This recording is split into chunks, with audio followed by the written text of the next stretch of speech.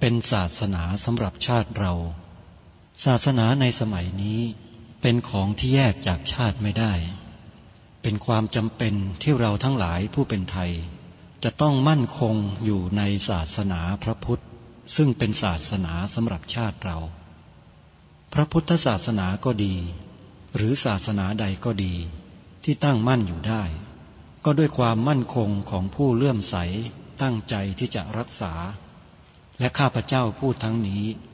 ก็เพื่อชักชวนท่านทั้งหลายอย่างเป็นเพื่อนไทย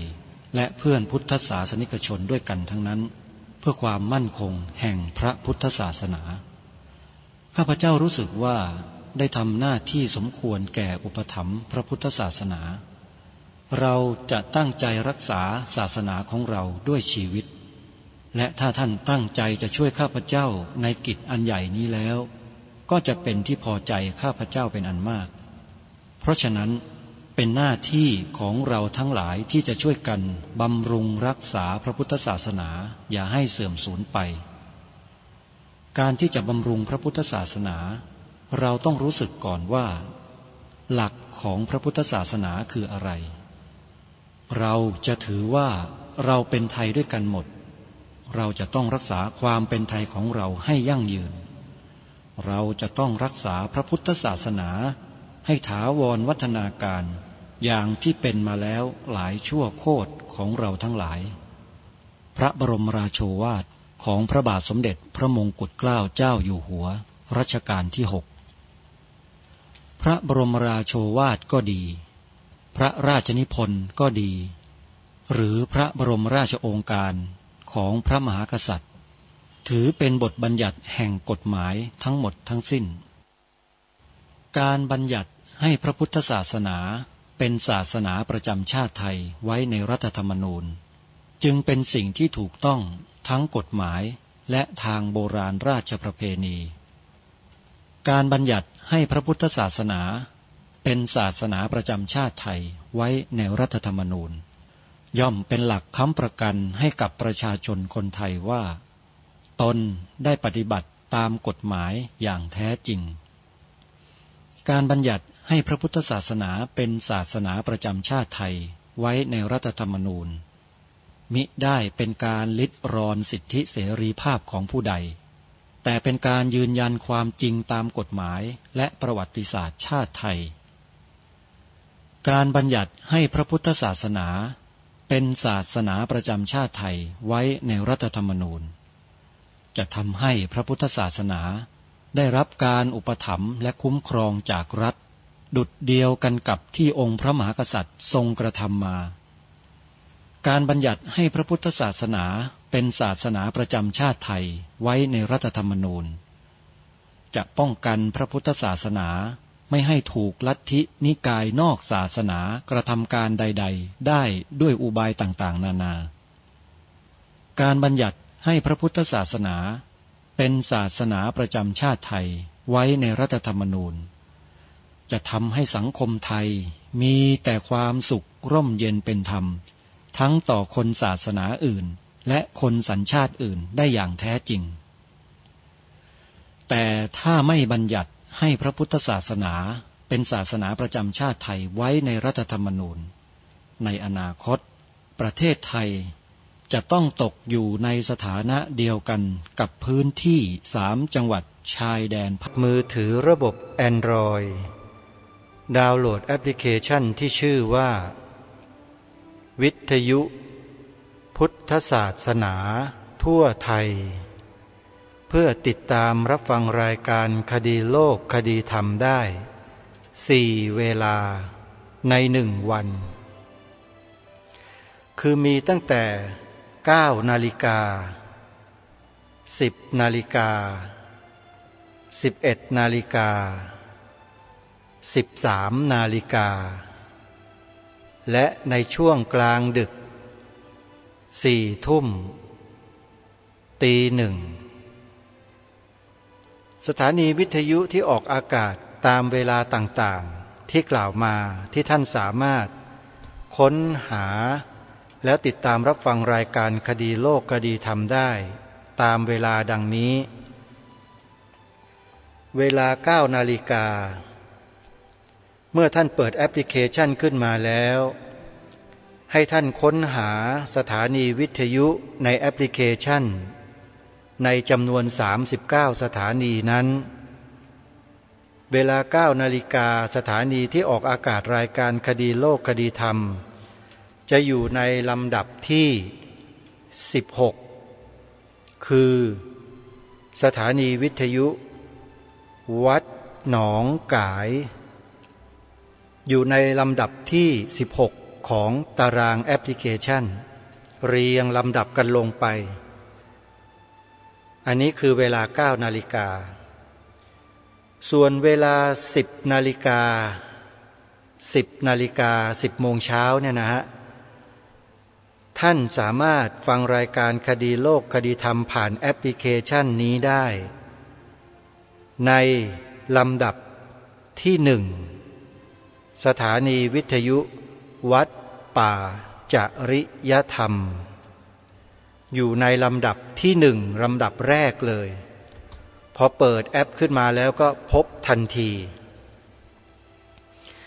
เวลา11 นาฬิกาหรือเวลาเพลท่านสามารถฟังรายการคดีโลกคดีธรรมได้อีกครั้งหนึ่งทางสถานีวิทยุวัดฝายหินสถานีวิทยุวัดฝายหินนั้นอยู่ในลำดับที่33ของตารางแอปพลิเคชันและในเวลา13 นาฬิกาบ่ายโมงตรงท่านก็สามารถฟังรายการคดีโลกคดีธรรมได้อีกครั้งหนึ่งทางสถานีวิทยุวัดบ้านปลาคูนซึ่งอยู่ในลำดับที่32ของตารางแอปพลิเคชันนี้และในช่วงกลางดึกเวลา5 ทุ่มท่านสามารถฟังได้ในสถานีวิทยุวัดหนองกายอีกครั้งหนึ่งและเวลาตี 1ฟังได้ทางสถานีวิทยุวัดฝายหินได้อีกครั้งหนึ่งถ้าหากว่าสถานีวิทยุอื่นๆนะครับจะนำรายการคดีโลกคดีธรรมไปออกอากาศไปเป็นรายการหนึ่งในผังรายการก็ยินดีเป็นอย่างยิ่งไม่ต้องขออนุญาตนะครับนำไปเปิดออกอากาศได้เลยขอกราบขอบคุณท่านผู้อำนวยการสถานีวิทยุทุกๆคลื่นที่ร่วมด้วยช่วยกันทำให้พี่น้องพุทธบริษัทของเรานั้นได้รับรู้ข้อมูลข่าวสารที่สำคัญที่ทางรายการคดีโลกคดีธรรมนำมาเสนออยู่เนืองๆต้องขออนุโมทนาบุญกับญาติโยมพุทธบริษัททุกท่านที่ติดตามรับฟังรายการคดีโลกคดีธรรมด้วยดีมาโดยตลอดและมีความเข้าใจเมื่อเราเข้าใจเป็นอันหนึ่งอันเดียวกันแล้วกรุณาช่วยกันเผยแพร่ความเข้าใจนี้ให้กับพี่น้องชาวพุทธของเราต่อไปกันด้วยนะจะเป็นประโยชน์ต่อประเทศชาติบ้านเมืองของเราอย่างมากเพราะสิ่งนี้คือการรักษาประโยชน์ชาติบ้านเมืองของเราถ้าพวกเราไม่ช่วยกันแล้วใครจะมาช่วยเรามีแต่เขาจะซ้ำเติมเราตลอด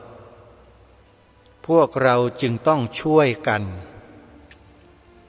อาตมาภาพถือว่าพวกเราทุกคนเป็นพี่น้องกันหมดเมื่อเราเป็นพี่น้องกันแล้วเนี่ยเราจะไม่ทอดทิ้งกันเราจะช่วยกันทำหน้าที่ของความเป็นพี่น้องไทยของเราด้วยกันไม่ว่าหนทางนั้นจะลำบากยากเข็ญเพียงใดก็ตามเราจะไม่หยุดในการทำหน้าที่จนกว่าชีวีนี้จะทำไม่ไหว นี่คือปณิธานในใจที่เราจะต้องตั้งเอาไว้เลยตั้งเอาไว้ให้มั่นคงแล้วก็อย่าหลงไปเชื่อพวกลัทธิต่างๆตามที่พระเดชพระคุณท่านเจ้าคุณพระธรรมเมธาภรระแบบทิตยาโนท่านได้มาแสดงมากล่าวมาบอกให้พวกเราได้รู้จักลัทธิเหล่านั้นเพื่อเป็นการระวังป้องกันร่วมกันผู้ที่คนอื่นเขาส่งเข้ามาปลอมแปลงเพื่อทำลายพระพุทธศาสนาเราทั้งหลายต้องคอยระวังรู้เท่าไว้จึงจะควรขอให้พวกเราชาวพุทธทุกหมู่เหล่าน้อมนำกระแสพระราชดำรัสของล้นเกล้ารัชกาลที่6ที่ทางรายการได้อัญเชิญมาบ่อยๆนี้เนี่ยใส่เกล้าใส่กระหม่อมเอาไว้แล้วก็นำไปถ่ายทอดให้กับพี่น้องชาวพุทธของเราให้ทั่วถึงกันเพราะว่าพระองค์ทรงทราบเป็นอย่างดีว่าใครถูกส่งตัวเข้ามาปลอมเป็นคนไทยปลอมเป็นชาวพุทธปลอมเป็นพระสงฆ์แล้วก็มาดำเนินการเพื่อเป็นการทำลายชาติศาสนาพระมหากษัตริย์ในบ้านเมืองของเราพระองค์ท่านทรงทราบเป็นอย่างดีแต่พระองค์ไม่อาจสามารถที่จะเอ่ยนามบุคคลเหล่านั้นได้พระองค์ไม่สามารถที่จะทรงกระทำอย่างนั้นได้ท่านผู้ฟังแต่ทรงตรัสเตือนบอกพวกเราเอาไว้เป็นนัยยะว่าให้เราท่านทั้งหลายจงทราบไว้ว่ามีคนที่ถูกส่งมาปลอมเป็นคนไทยเป็นชาวพุทธของเรามีจริงๆแล้ววันนี้เราได้ประจักษ์แจ้งแล้วว่ากลุ่มคนเหล่านั้นคือใครชัดเจนมากพระเดชพระคุณท่านเจ้าคุณพระเทพดีลกในอดีตหรือเจ้าคุณพระธรรมเมธาภรระแบบทิตยาโนท่านได้บันทึกเสียงของท่านเพื่อแสดงกล่าวชี้แจงรายละเอียดต่างๆแล้วก็ประกาศถึงกลุ่มบุคคลเหล่านั้นให้เรารับทราบอย่างชัดเจนแล้วนะฮะชัดเจนที่สุดแล้วนะฮะท่านผู้ฟังซึ่งต่อไปทางรายการจะไม่เอ่ยนามกลุ่มคนพวกนี้ตรงๆอีกแต่จะใช้คำว่าบุคคลผู้ปลอมตัวเข้ามาทำลายพวกเราใช้คำนี้นะฮะบุคคลผู้ปลอมตัวเข้ามาทำลายพวกเราต่อไปนี้เราต้องระมัดระวังคนพวกนี้ให้ต่อเนื่องรวมถึงข้าราชการที่ห่อหมกหรือมีแนวความคิดคำพูดการกระทำที่คล้อยตามคนกลุ่มนี้ด้วยต้องระมัดระวังให้ดีด้วยนะอย่าไว้ใจคนพวกนี้มันมีจุดอ่อนอยู่ทางรายการก็ได้ชี้จุดอ่อนให้พวกเราเนี่ยได้ทดสอบทดลองเคาะกะโหลกเคาะกะลาคนพวกนี้ด้วยประเด็นที่ทางรายการหยิบยกขึ้นมาให้พวกเราได้ช่วยกันกล่าวช่วยกันท่องจำช่วยกันจัดช่วยกันทำ3 ข้อจำได้ไหม3 ข้อนี้นี่แหละที่จะเป็นการเปิดโปงกลุ่มขบวนการเหล่านี้ที่ฝังตัวแฝงตัวปลอมตัวเข้ามาในระบบสังคมไทยของเราได้อย่างชะงัดดีนักแลนี่แหละฮะท่านผู้ฟังคือสิ่งที่เราจะต้องรู้เท่าทันคนพวกนี้ใครก็ตามที่ไม่เห็นด้วยกับการบัญญัติรับรองพระพุทธศาสนาไว้ในรัฐธรรมนูญให้เป็นศาสนาประจำชาติ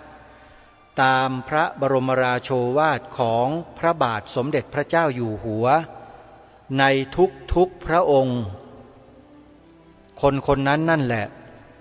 คือคนที่ปลอมเข้ามาเป็นคนไทยไว้เนื้อเชื่อใจไม่ได้เลยพระเดชพระคุณท่านเจ้าคุณพระธรรมเมธาภรณ์แบบทิตยาโนพูดไว้ชัดเลยว่าเป็นบุคคลที่อันตรายสุดๆถ้าพระเดชพระคุณท่านพูดถึงขนาดนี้แล้วเนี่ยนั่นหมายความว่าคนพวกนี้อันตรายสุดๆจริงๆไม่ควรจะเสวนาโดยประการทั้งปวงด้วยเด็ดขาดเพราะคนพวกนี้เข้าข่ายพระพุทธดำรัสของพระสัมมาสัมพุทธเจ้าตรัสไว้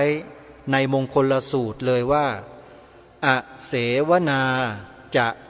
พาลานังบุคคลพวกนี้คือคนพาลโดยแท้อ้างพระธรรมวินัยของพระสัมมาสัมพุทธเจ้าหากินอ้างคำสอนของพระพุทธเจ้าเล่นการเมืองอ้างคำสอนของพระพุทธเจ้าพาคนไปตายอันตรายไหมโยม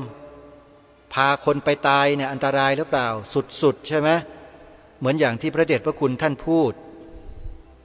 เพราะฉะนั้นไม่มีเหตุผลอะไรเลยที่เราจะปฏิเสธที่จะไม่ช่วยกันถ้าเราเป็นคนไทยถ้าเรามีความจงรักภักดีต่อองค์พระมหากษัตริย์ถ้าเราเป็นคนมีความกตัญญูกตเวทีต่อบรรพบุรุษไทยต่อแผ่นดินเกิดของพวกเราจะไม่ปฏิเสธสิ่งที่ทางรายการคดีโลกคดีธรรมอัญเชิญมาหยิบยกมาเผยแพร่ให้กับทุกท่านได้รับรู้รับทราบนี้เลยท่านจะไม่ปฏิเสธเลยนี่คือไทยแท้คือพุทธแท้ถ้าไอ้ไทยเทียมพุทธเทียมแล้วก็มันคัดค้านอุตลุดหัวชนฝาเลยนั่นแหละคือคนพวกนั้นแหละที่คัดค้านประเด็นที่ทางรายการหยิบยกมานี่แหละคือพวกที่ปลอมเข้ามาทั้งนั้นเลยเพราะฉะนั้นถ้าท่านต้องการที่จะรู้ว่าใครปลอมใครแท้ใครจริงเนี่ยนำประเด็นที่ทางรายการนำเสนอให้พวกเราทำกันนี่แหละไปตรวจสอบกับคนพวกนี้ได้เลยบางทีอาจจะเป็นคนที่อยู่ใกล้ๆตัวเราด้วยซ้ำนั่งทำงานอยู่โต๊ะใกล้ๆกันอยู่ห้องทำงานเดียวกันนั่นแหละอยู่หน่วยงานเดียวกันนั่นแหละแต่เราไม่เคยรู้มาก่อนเลยโอ้โหนิสัยมันดีมันแบ่งปันมันช่วยเหลือมันให้ทุกสิ่งทุกอย่างพูดจาก็ดีนิสัยก็ดีแต่พอเอาเข้าจริงๆแล้วพอทดสอบทดลองด้วยวิธีการของรายการคดีโลกคดีธรรมปรากฏว่าพวกนี้หน้าตาขมึงใส่เหมือนกับยักษ์จะกินเลือดกินเนื้อแมวกับสุนัขอย่างนั้นแหละมันไม่เห็นด้วยโดยประการทั้งปวงนะนี่คือสิ่งที่เราจะต้องรู้เท่าทันคนพวกนี้รายการคดีโลกคดีธรรมนั้นมีข้อมูลไม่ใช่ไม่มีนะ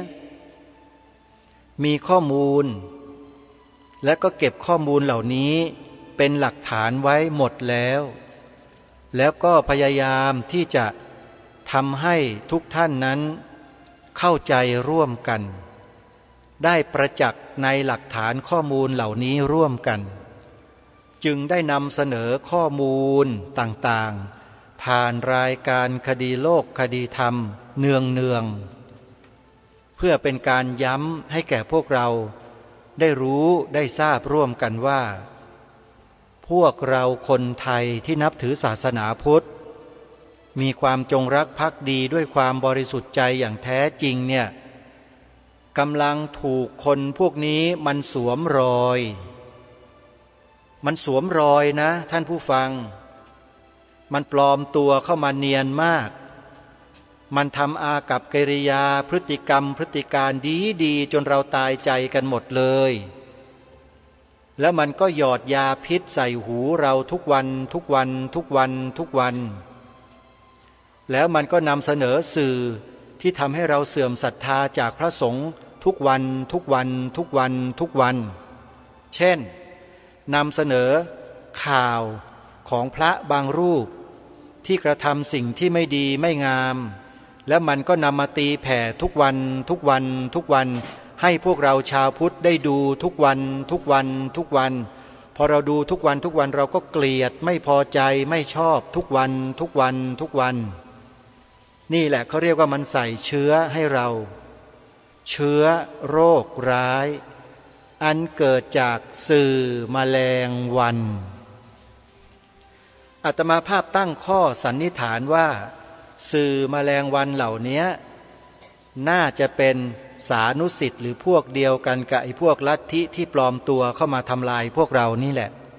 เหมือนอย่างที่พระเดชพระคุณท่านกล่าวเลยสังเกตกันให้ดีๆเถอะสังเกตกันให้ดีแล้วเราจะมองเห็นภาพถ้าพวกนี้เป็นคนหวังดีปรารถนาดีมีจิตใจดีจริงมันจะไม่ทำอะไรเช่นนี้แน่จะไม่นำเสนอข่าวพระสงฆ์ที่กระทำความผิดทางพระวินัยออกสื่อบ่อยๆบ่อยๆย้ำๆซ้ำๆบ่อยๆหรอกแต่นี่มันทำกันบ่อยมากทำกันเป็นอาจินทำกันเป็นอาชีพทำกันเป็นโดยสันดานเลยก็มันสันดานเดียวกันกับไอ้หัวหน้าใหญ่ของมันน่ะไอ้ต้นสังกัดของมันเนี่ยมันออกไปบิณฑบาตเสร็จแล้วมันก็ไปพูดกรอกหูชาวบ้านที่ใส่บาตรให้เกลียดพระสงฆ์มันใส่ร้ายป้ายสีพระสงฆ์เราโดยที่พระสงฆ์เราไม่รู้เรื่องเลยเราก็ทำกิจของพระศาสนาของเราอยู่ปกติอยู่กับวัดกับวาของเราอย่างนี้แหละแต่ไอ้คนพวกนี้มันเคลื่อนไหวอยู่ตลอดเวลามันไปเดินบิณฑบาต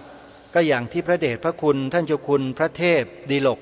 พระแบบทิตายาโนพูดไว้ในอดีตนั่นนะว่ามันใส่ร้ายป้ายสีพระสงฆ์เราตลอดและบางทีมันก็ทำตัวเร็วๆให้เยาวชนที่มาใส่บาตรอายุ13 ปีเนี่ยให้มองเห็นว่าพระนี่เลวมากด่า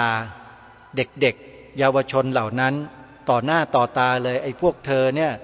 มันคนรกโลกเป็นคนเลวเป็นคนที่ไม่ได้เรื่องเลยกินเนื้อกินหมูกินปลาเด็กมันก็จำฝังใจเลยมันเกลียดพระทั้งประเทศเลยนี่ไงพฤติกรรมของไอ้คนพวกนี้โยมอาตมาภาพในฐานะผู้ดำเนินรายการได้เตือนได้บอกพวกเราให้ช่วยกันมานานแล้วให้ระมัดระวังคนพวกนี้ไว้ด้วยวิธีการที่นำเสนอในรายการทำ3 ข้อนั่นแหละให้เราท่องจำเป็นอาขยานในหัวจิตหัวใจให้ขึ้นใจเอาไว้เลย3 ข้อให้ทำ3 ข้อนี้เท่านั้นแล้วเราจะรู้เท่าทันคนพวกนี้จะระวังป้องกันคนพวกนี้ได้เลยแล้วอย่าทำคนเดียวนะฮะรายการนี้บอกให้พวกเราเนี่ยถ่ายทอดให้ลูกหลานเยาวชนรุ่นใหม่ๆของเราเด็กๆของเราด้วยทั้งพระทั้งโยมนั่นแหละช่วยๆกันโดยเฉพาะพระวิทยากรที่อบรมเยาวชนนักเรียนตามโรงเรียนต่างๆเนี่ยสำคัญมากเลยเพราะท่านจะได้กุมหัวใจของเด็กนักเรียนจำนวนมากมายมหาศาลไว้ได้และถ้าท่านหยอดสิ่งนี้เข้าไปใส่หูเขาเนี่ยทุกรุ่นเนี่ยเขาจะจำไปจนวันตายเลยท่านไอ้พวกลัทธิอุบาทชาติชั่วพวกนี้มันก็ทำแบบนี้แหละมันหยอดใส่หูเด็กเยาวชนทุกวันเลยบอกว่าพระอย่างพวกเราเนี่ยเลวชั่วมันบอกว่าพระพวกนี้รับเงินเป็นพวกมหาโจรอย่างเงี้ยมันใส่หูพี่น้องประชาชนคนไทยเราทุกวันโดยที่เราไม่รู้ฮะคณะสงฆ์เองก็ไม่รู้หรอกถ้าไม่มีใครนำมาเปิดเผยเนี่ยเราจะไม่รู้เลยคนพวกนี้มันจะแอบทำคนอย่างเนี้ยเรื่อยไปทำลาย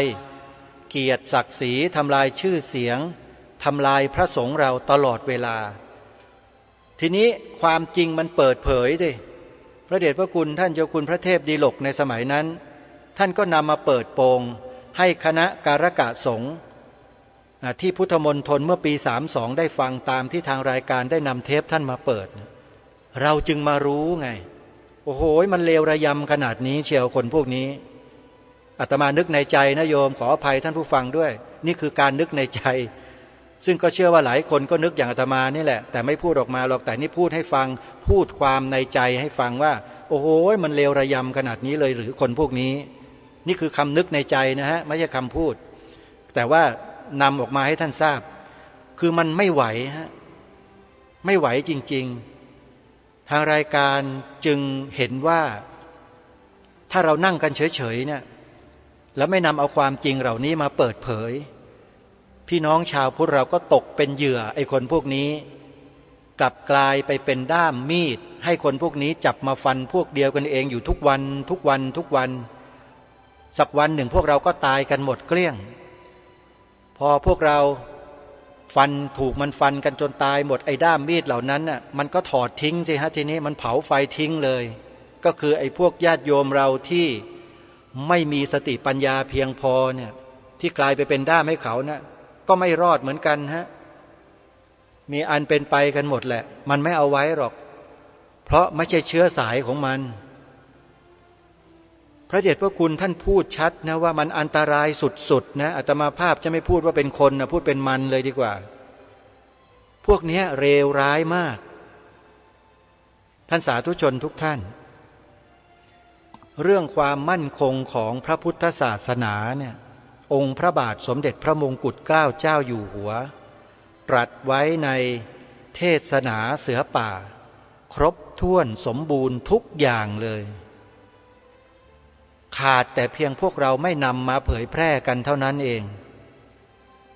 รายการคดีโลกคดีธรรมได้จัดทำชุดเหล่านี้เอาไว้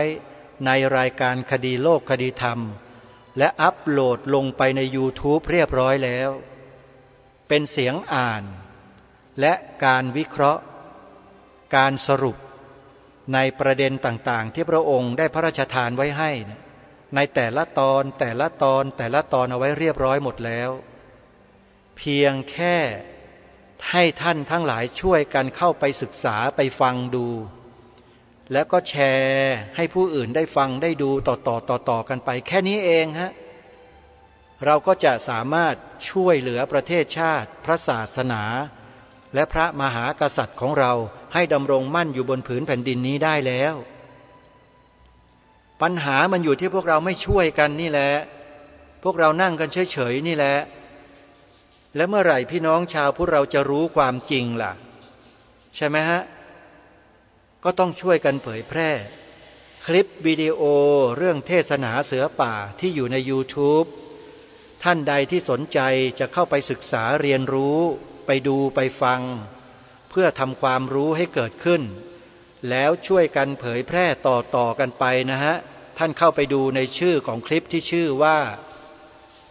เทศนาเสือป่าคดีโลกคดีธรรม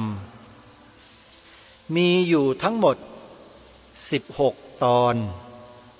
อาตมาภาพทำไว้เท่านั้นโยม16ตอนที่1 2 3 4 5เรียงลงมาตามลำดับเทศนาเสือป่าคดีโลกคดีธรรมพิมพ์2ชื่อเนี้ยลงไปใน YouTube แล้วท่านก็เปิดค้นหาเลยเจอทันทีเป็นหน้าแผ่นซีดีเป็นรูปภาพแผ่นซีดีที่เขียนว่าเทศนาเสือป่าคดีโลกคดีธรรมชัดเจนให้ท่านเปิดศึกษาเรียนรู้ดูได้เลยรับรองได้ว่าท่านจะได้ความรู้อะไรใหม่ๆอีกเยอะมากโดยที่ท่านไม่คาดคิดเลยว่าเมื่อ100 กว่าปีองค์พระมหากษัตริย์ไทยของเราพระองค์หนึ่งได้ทรงเตือนชาวพุทธของเราไว้แล้วอย่างครบถ้วนสมบูรณ์ถึงข้อศึกษาข้อประพฤติข้อปฏิบัติต่างๆทั้งหลายทั้งปวงตลอดจนบุคคลที่ปลอมแปลงเข้ามาเป็นชาวพุทธของเราแล้วมาทำลายพระพุทธศาสนาของเราพระองค์ท่านก็ตรัสเตือนไว้อย่างชัดแจ้งอยู่ในบทพระราชนิพนธ์เทศนาเสือป่านี้แล้วรายการนี้ถึงได้รณรงค์บอกกับกระทรวงศึกษาธิการ บอกกับพื้นที่เขตการศึกษาต่างๆบอกกับโรงเรียนสถาบันการศึกษาต่างๆว่าควรน้อมนำบทพระราชนิพนธ์เทศนาเสือป่าเหล่านี้เนี่ยไปถ่ายทอดให้กับเด็กๆเยาวชนนักเรียนนักศึกษาของเรา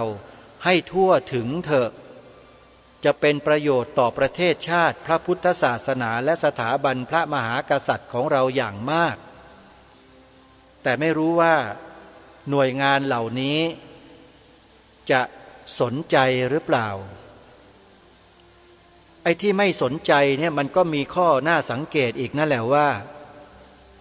คนเหล่านี้ที่เข้าไปอยู่ในระบบไปทำหน้าที่อยู่ตรงนั้นน่ะเป็นเหล่าสาวกของไอ้พวกนี้หรือเปล่าเห็นไหมเนี่ยมันก็สามารถที่จะวินิจฉัยได้เหมือนกันวิเคราะห์ได้เลยเพราะฉะนั้นท่านผู้ฟังสาธุชนทุกท่านนะสิ่งเหล่านี้ที่ทางรายการคดีโลกคดีธรรมแนะนำให้ทำเนี่ยพวกฝ่ายศัตรูมันรู้อยู่มันเข้าใจดีอยู่มันจึงเก็บงำสิ่งนี้ไว้ตลอดไอเหล่าสาวกของพวกลัทธิอุบาทเหล่านี้มันวางตัวเอาไว้ในกระทรวงทบวงกรมในส่วนราชการเอาไว้ทุกที่เลยแต่เราไม่รู้เท่านั้นแหละว่าคนไหนแต่ถามว่าเราสามารถจะรู้ได้ไหมรู้ได้สิก็นำเอาสิ่งที่ทางรายการเสนอแนะนี่แหละไปปฏิบัติ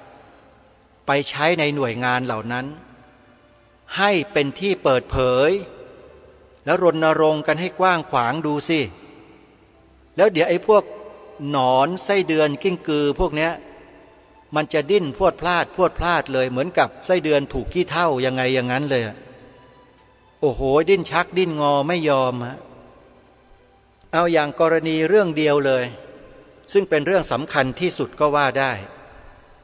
ลองนำไปใช้ดูนะไปถ่ายทอดกับเด็กนักเรียนเยาวชนที่เขารับการอบรมทำกิจกรรมเป็นหมู่คณะใหญ่ๆเป็นพันๆคนนะแล้วก็พูดออกไมโครโฟนไปให้เด็กท่องตามว่าสีขาวในธงชาติไทยหมายถึงพระพุทธศาสนาเท่านั้นรับรองได้ว่าคำนี้เมื่อพูดออกไปเมื่อไรแล้วก็ไอ้พวกไส้เดือนกิ้งกือเหล่านี้ดิ้นพลาดกันเลยเห็นชัดเลยฮะมันจะดิ้นออกมาถ้ามันอยู่ในระดับของผู้อำนวยการโรงเรียนมันก็ดิ้นในระดับผู้อำนวยการมันดิ้นเลยเนี่ยดิ้นแล้วดิ้นแรงด้วยระดับเนี้ยรองผู้อำนวยการก็ดิ้นแรงเหมือนกันหัวหน้าภาควิชาก็ดิ้นเหมือนกันหรือจะเป็นครูประจำชั้นก็ดิ้นเหมือนกันแต่ดิ้นเบาหน่อยแต่ถ้าเป็นระดับสูงถึงระดับผู้อำนวยการดิ้นเนี่ยอันนั้นรู้สึกว่าจะเหนื่อยหน่อยดิ้นหนักหน่อยอันเนี้ยมันสามารถพิสูจน์ได้เลยท่านไม่เชื่อลองไปดูสิหรือจะให้ทางรายการไปบรรยายให้ก็ได้โรงเรียนไหนเอาไหมล่ะมีโรงเรียนไหนกล้านิมนต์ให้ไปบรรยายเรื่องนี้ไหมในประเทศไทยมีไหมโยมอาตมาว่าไม่มีหรอกโรงเรียนไหนๆก็ไม่มีหรอกเพราะอะไรรู้ไหมเพราะในหลายๆโรงเรียนมันมีกลุ่มคนพวกนี้อยู่มันถูกล้างสมองมากันหมดแล้วเหมือนอย่างที่พระเดชพระคุณท่านเจ้าคุณพระเทพบดีลกพระแบบทิตยาโนท่านได้พูดไว้นั่นแหละมันฝังตัวลูกศิษย์ลูกหาสานุศิษย์สาวกของมันเนี่ยลงไปในสถานที่ส่วนราชการต่างๆเอาไว้แล้วท่านก็บอกเลยว่ามันน่ากลัวสุดๆวิธีจะแก้ลำคนพวกนี้ไม่มีวิธีอื่นท่านไม่ต้องไปอาศัยวิธีอื่นหรอกท่านไม่ต้องไปเสนอหรอกว่าจะขอเข้าไปอบรมศีลธรรมเข้าไปอะไรช่วยอะไรไม่ได้มากหรอกท่านเอาเรื่องเดียวนี่แหละประกาศโป้งๆออกไปเลยว่านักเรียนทุกคนครูประจำชั้นทุกคนฟังอาตมาภาพตั้งแต่พวกท่านพวกนักเรียนทั้งหลายทั้งปวงเข้ามาทำหน้าที่อยู่ในโรงเรียนนี้เนี่ยเคยตีความหรือแปลความหมายสีขาวในธงชาติให้ถูกต้องตรงตามพระราชดำรัสหรือแนวพระราชดำริขององค์พระมหากษัตริย์ผู้ทรงพระราชทานความหมายธงชาติไทยไว้ให้หรือไม่ ทีนี้พวกครูเหล่านั้นก็มองหน้ากันเลิกลักนักเรียนก็มองกันไปมองกันมาเฮ้ยอะไรวะเนี่ยพระรูปนี้จะมาพูดอะไรเนี่ยไม่เคยได้ยินเห็นไหมในโรงเรียนไม่เคยได้ยินไม่มีพระรูปไหนในประเทศนี้ไปพูดแบบนี้แน่นอน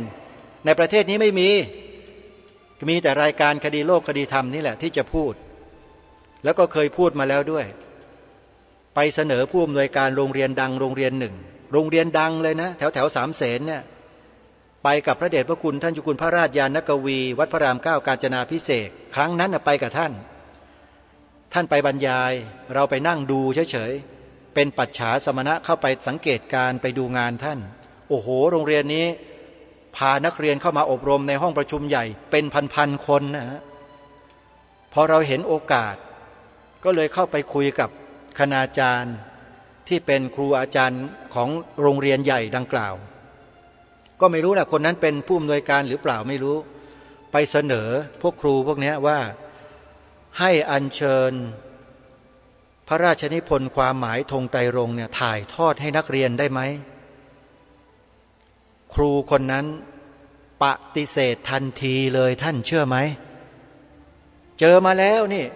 อาตมาเจอมาแล้วด้วยตัวเองเลยโรงเรียนดังด้วยอาตมาพอเสร็จกิจกรรมตรงนั้นก็ปรึกษากับท่านเจ้าคุณนั่งรถออกมาด้วยกันพระเดชพระคุณฮะทำไมมันเป็นแบบนี้แล้วล่ะบ้านเมืองเรามันจะเป็นไปยังไงเนี่ยความถูกต้องของบ้านเมืองถูกแปลสภาพให้กลายเป็นอื่นไปแล้วพอเราจะนำเสนอไปสู่ระบบของการศึกษาของชาติก็ถูกคนพวกนี้สกัดเสียแล้วอย่างนี้มันคืออะไรท่านเจ้าคุณท่านเจ้าคุณก็เล่าก็พูดให้ฟังอย่างนั้นอย่างนี้อาตมาก็เลยเข้าใจอ๋อเพราะเหตุนี้เองท่านเจ้าคุณทั้งหลายที่ไปบรรยายตามโรงเรียนจึงไม่กล้าพูดความจริงในข้อนี้กันเลยนี่คือความจริงนะฮะผมไม่ได้พูดโกหกนะพวกท่านไม่พูดเลยไงไม่กล้าเพราะท่านกลัวอะไรก็ไม่ทราบแต่สำหรับรายการคดีโลกคดีธรรมนั้นหาความกลัวไม่เจอแล้วโยมกลัวไอ้นั่นกลัวไอ้นี่กลัวคนนั้นกลัวคนนี้มันหาไม่เจอแล้วกลัวอยู่อย่างเดียวกลัวประเทศชาติบ้านเมืองกลัวพระพุทธศาสนากลัวสถาบันพระมหากษัตริย์ของเราล่มจมกลัว3 สถาบันเนี่ยล่มจมเพราะฉะนั้นมันเหนือกว่าที่เราจะกลัวคนบางคนหรือบางกลุ่มที่เป็นคนเหมือนเราเนี่ยไม่กลัวฮะแต่กลัวสถาบันจะล้มมากกว่าก็เลยตัดสินใจปลีกตัวออกมาทำเองดีกว่าทำรายการเองพูดเองรณรงค์เองแล้วก็เป็นรายการคดีโลกคดีธรรมมาจนถึงวันนี้นี่แหละไม่ใช่กักขระไม่ใช่เป็นคนที่หยาบคายไม่ใช่เป็นคนมุทะลุดุดันไม่ใช่เป็นคนขวานผ่าซากแต่เป็นคนตรงไปตรงมาอะไรที่ถูกก็ถูกนะอะไรที่ผิดก็คือผิดชั่วก็คือชั่วดีก็คือดีฮะนี่คือทำตามคำสอนของพระพุทธเจ้าชัดเจนไหมท่านดีก็บอกว่าดีฮะชั่วก็บอกว่าชั่วผิดก็บอกว่าผิดถูกก็บอกว่าถูกแล้วเวลาพูดรายการเนี่ยจะพูดในสิ่งที่ถูกแล้วทำไมไม่กล้าพูดล่ะต้องกล้าพูดกล้าคิดก็ต้องกล้าทำอย่ากลัวถ้าทำความดีเร่งศึกษาปัญหาให้ทันท่วงที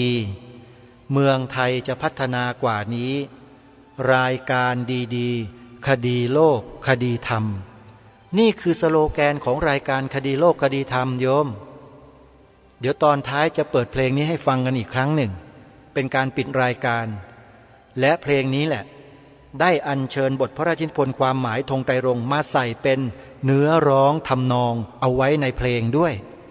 เพื่อเชิดชูเทิดทูนองค์พระบาทสมเด็จพระมงกุฎเกล้าเจ้าอยู่หัวรัชกาลที่6ในฐานะที่พระองค์ผู้ทรงพระราชทานความหมายธงไตรรงค์ธงชาติไทยผืนนี้ไว้เทิดพระเกียรติพระองค์ท่านด้วยไว้เหนือเกล้าเหนือกระหม่อมเพราะฉะนั้นใครที่ร้องเพลงนี้ได้ก็เท่ากับว่าท่องจำ ความหมายพระราชทานธงไตรรงค์ของพระองค์ได้ด้วยท่านสาธุชนทุกท่านความหมายสีขาวในธงชาติไทยหรือธงไตรรงค์นั้นจะตีความเป็นอย่างอื่นใดไปไม่ได้เลยนอกจากหมายถึงพระพุทธศาสนาเท่านั้นเจอลูกสอนลูกเจอหลานสอนหลานเจอเยาวชนสอนเยาวชนแบบนี้นะครับครูบาอาจารย์นักเผยแผ่ทั้งหลายท่านอย่าไปยอมนะฮะกับความขี้ขลาดความกลัวในใจของท่านฉันอย่ายอมมันกิเลสทั้งนั้นเลยท่านรู้จักมันไหมนะไอ้ความกลัวน่ะมันคืออะไรตัวโทสะท่านแล้วท่านไปกลัวกิเลสปะโทเวรกรรมเหลือเกินพระสงฆ์เรานี่กลัวอะไรไม่กลัวกิเลสในใจโอ้ยตายแล้วเอานะขอฝากไว้ช่วงท้ายรายการวันนี้ปรารภล้วนๆนะยังไม่ได้เปิดอะไรให้ฟังกันเดี๋ยวมาดูวันพรุ่งนี้ว่าจะสรุปให้พวกเราได้ฟังกันอีกครั้งหนึ่งว่าสิ่งที่องค์พระบาทสมเด็จพระมงกุฎเกล้าเจ้าอยู่หัวตรัสเตือนพวกเราตรัสสอนพวกเราไว้ในเทศนาเสือป่ามีความสำคัญอะไรบ้างเดี๋ยวพรุ่งนี้มาติดตามรับฟังกันวันนี้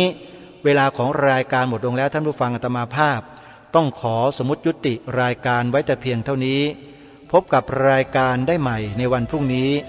ขอความสุขความสวัสดีในธรรมแห่งองค์สมเด็จพระบรมศาสดาสัมมาสัมพุทธเจ้าจงปรากฏเกิดมีขึ้นในจิตใจของท่านผู้ฟัง